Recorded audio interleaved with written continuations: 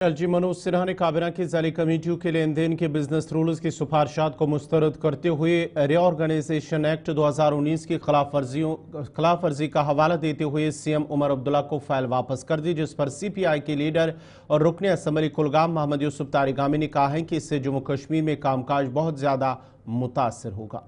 Business conduct rules ये हमें मालूम है कि यूटी है, यूनियन टेरिटरी है, तभी नहीं तो पहले ही लेट डाउन है। क्या अगर आज तक कभी भी किसी कैबिनेट ने गवर्नर को नहीं भेजा है कि हमने क्या करना है, किसको ट्रांसफ़र करना है, किसको तैनात करना है, क्योंकि स्टेट होती थी, उनके अख्तियारात थे।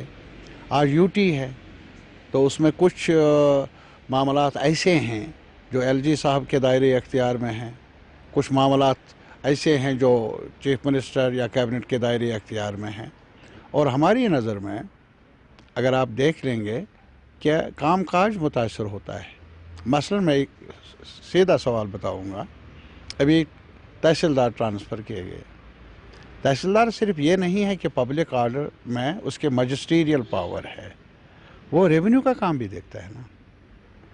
अब मुझे बताइए, अगर हम ये कहेंगे कि तहसीलदार पब्लिक आर्डर में आता है तो और मजिस्ट्रियल अख्तियारात की वजह से वो चीफ मिनिस्टर साहब के दायरे अख्तियार में नहीं है, बताइए जो ये रेवेन्यू का पहलू है देखेगा कौन?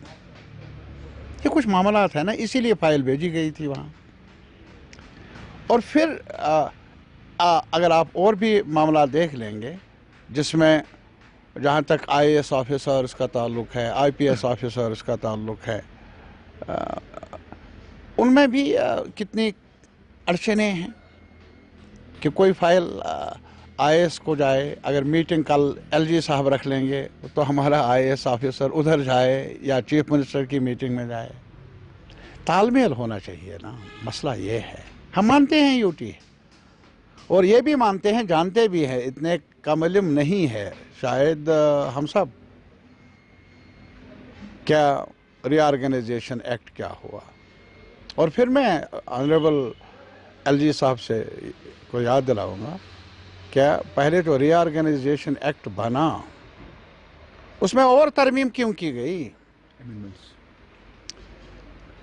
तब जाकर हमने एक मीटिंग भी, मैंने उस वक्त पीएचडी थी, फारूक साहब के साथ मशवरा करके हमने मीटिंग भी बुलाई थी और फिर स्टेटमेंट में एहतजाज भी किया।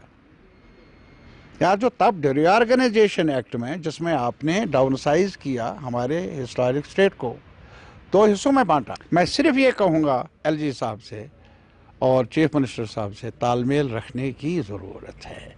मामलात हैं, पेचीदगियाँ हैं और मिलकर इन पेचीदगियों का हल ढूंढना है। और जो इख्तियारात है, इख्तियार तो यही है, हमारे कॉन्स्टिट्यूशन के अंदर इख्तियारात क्या हैं, पार्लियामेंट के जो वज़ाशुदा जो भी उन्होंने यहाँ के बारे में फ़ैसला लिया, उसी के दायरे के अंदर अभी काम करना है जब तक स्टेट रेस्टोर हो, बाकी मामला तय हों।